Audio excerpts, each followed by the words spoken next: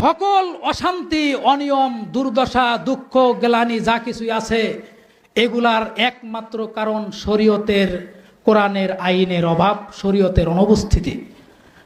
মুসলিম ছাড়া আমাদের কোনো পরিচয় নাই, শরীয়ত ছাড়া আমাদের কোনো সমাধান নাই।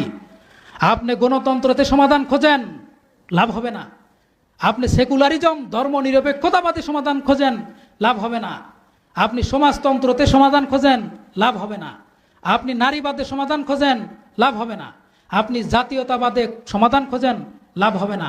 সমাধান একমাত্র রাসূলের তরিকায়।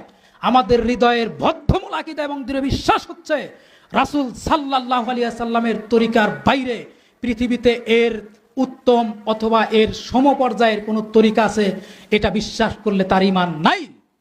এই জন্য যা কিছু করতে হবে রাসূলের তরিকায় করতে হবে। ইসলামী হুকুমত প্রতিষ্ঠা করতে হবে রাসূলের তরিকায় করতে হবে। রাসূল সাল্লাল্লাহু আলাইহি ওয়াসাল্লাম যে তরিকায় করেছেন সেই তরিকায় করতে হবে।